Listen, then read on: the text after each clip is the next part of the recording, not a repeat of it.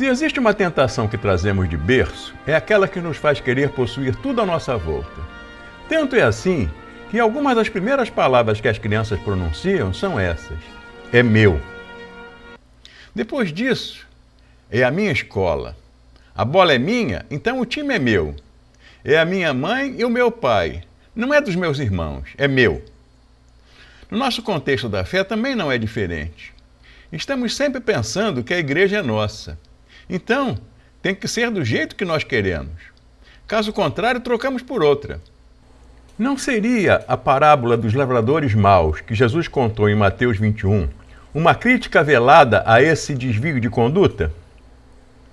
Depois de tudo isso, ele mandou o seu próprio filho pensando: o meu filho eles vão respeitar. Mas quando os lavradores viram o filho, disseram uns aos outros: este é o filho do dono, ele vai herdar a plantação. Vamos matá-lo e a plantação será nossa. Mateus 21, 37 e 38. A parábola contada por Jesus, guardadas as devidas proporções, reflete o pensamento coletivo acerca de patentes e propriedades. Patentes e propriedades que as pessoas têm como posse exclusiva e inviolável. Algo que acontece muito no Brasil. Os nossos índios já se utilizavam há milênios de algumas substâncias in natura. Mas aí vieram os laboratórios multinacionais, surrupiaram esse conhecimento e disseram: a patente é nossa e agora vocês têm que pagar para usá-la. A ideia básica do socialismo é bastante parecida, pois em tese ela diz que, se fui eu que fiz, se fui eu que trabalhei, então o produto é meu. Não importa de quem são os recursos e tudo que existe por trás da produção. É meu e ponto final.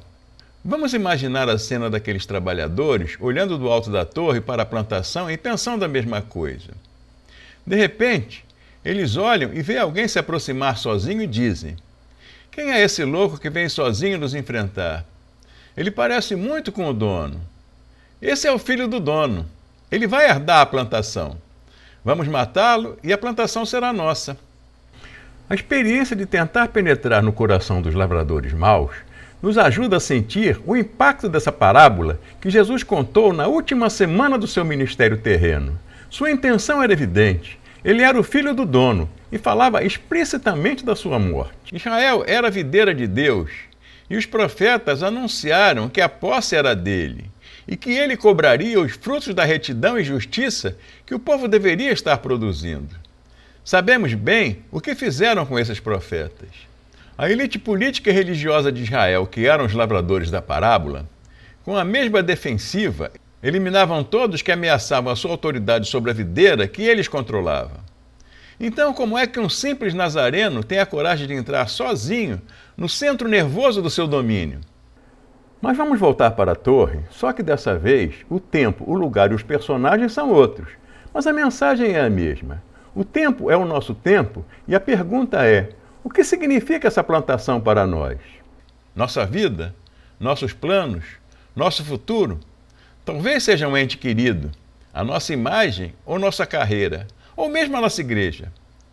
Quando foi que a transição sutil do nosso para o meu aconteceu sem que percebêssemos?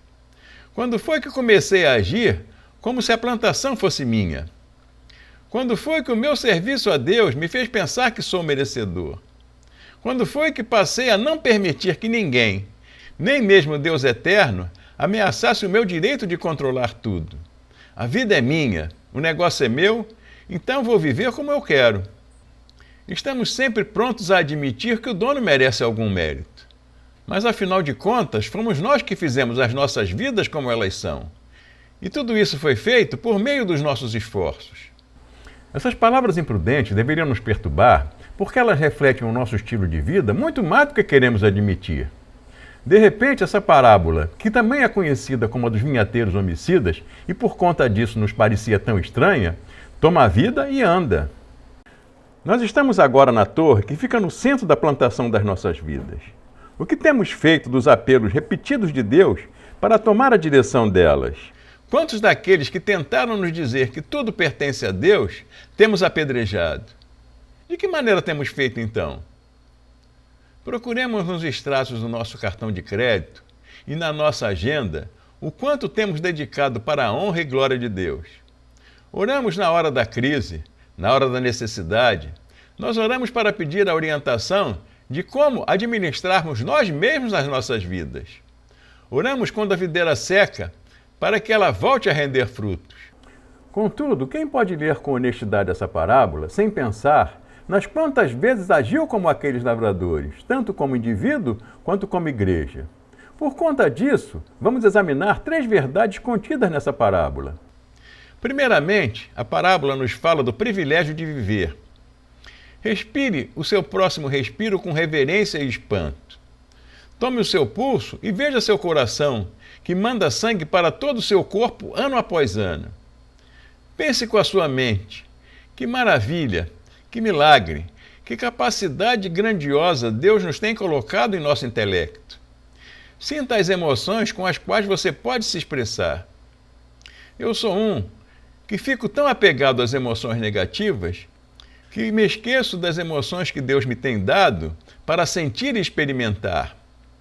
A Bíblia diz que nós fomos criados para expressar o amor de Deus. Deus providenciou tudo para que cultivássemos com sucesso uma videira maravilhosa.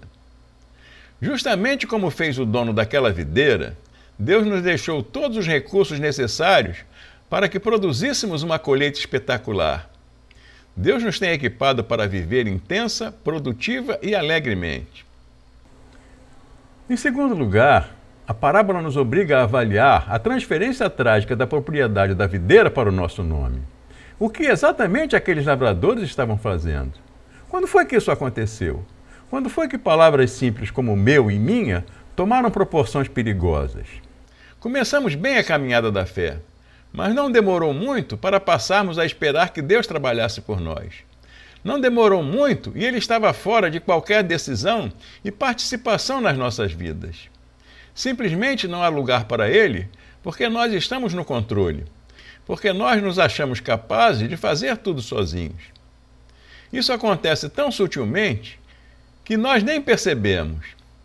Mas a questão ainda não é bem essa. Não se trata de nós, do quanto somos ou do quanto fizemos, e sim de quem é o dono da videira de fato e o que Ele espera de nós. O problema é que temos usado a videira para os nossos propósitos como se ela nos pertencesse. Por fim, a parábola reclama a justiça do julgamento de Deus. Chega um dia em que temos que resolver quem é o dono da videira da nossa vida, ou mesmo se ela pode ser retirada do nosso controle. Todos nós constantemente encaramos os resultados calamitosos na plantação de algum relacionamento com Deus. Nós temos recebido ofertas repetidas de Deus para nos ajudar, mas as temos recusado. Uma avaliação realista da nossa vida vai nos mostrar a confusão que temos feito nesta relação. As palavras de Jesus no final dessa parábola declaram as consequências dessa confusão. Eu afirmo a vocês que o reino de Deus será tirado de vocês e será dado para as pessoas que produzem os frutos do reino. Os sacerdotes e fariseus ouviram essas palavras e entenderam que Jesus falava a respeito deles. Quem sabe esses líderes religiosos, pela primeira vez, caíram em si reconhecendo que a situação narrada pela parábola era provocada por eles. Mas isso não os levou ao arrependimento. Em vez de reconhecê-lo como legítimo dono da videira, resolveram prendê-lo e matá-lo. Essa é mais uma parábola que fala da não aceitação da graça de Deus, da rejeição do seu amor gratuito. Vamos voltar mais uma vez àquela torre. Uma figura está se aproximando. Mas quem pode ser se já matamos todo mundo? Até o próprio filho. Quem é esse agora? Então, quando ele se aproxima, podemos ver claramente o seu rosto. Reconhecemos que ele é exatamente igual ao filho que nós matamos. Vamos descer para vê-lo de perto e decidir o que vamos fazer contra ele. Quando o encontramos face a face, aí reconhecemos quem realmente ele é. Vimos as marcas dos pregos nas suas mãos. Vimos a ferida da lança no seu lado. O filho voltou. Esta é a mensagem. O final da história é que o amor de Deus não conhece limites. O ser humano pode fazer todo e qualquer tipo de maldade, até mesmo chegar ao ponto de matar o próprio Filho de Deus. Mas nem isso limita a ação do Deus eterno. O mesmo Deus que nos julga com retidão nunca nos abandona. Merecemos o peso do seu juízo? Claro que merecemos. Mas não há fracasso, não há pecado, não há arrogância em mim que Deus não possa perdoar. O amor infatigável de Deus não desiste. A ressurreição é a resposta à maldade humana. Nada pode nos separar do seu amor. O Senhor ressurreto volta à plantação das nossas vidas, porque o amor de Deus não desiste nunca.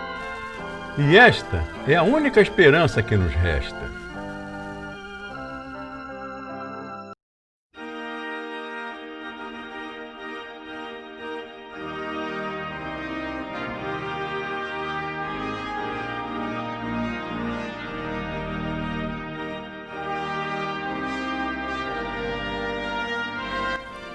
Sabemos bem como esses insistentes pedidos são tão mal recebidos. Mas esta é a única forma viável de um canal independente se projetar na mídia digital. Se o vídeo lhe causou algum impacto, mesmo como um favor imerecido, deixe seu like, inscreva-se no canal, comente o conteúdo, ative as notificações. E se não for pedir demais, compartilhe a mensagem com as pessoas do seu relacionamento. Obrigado por nos assistir até o final.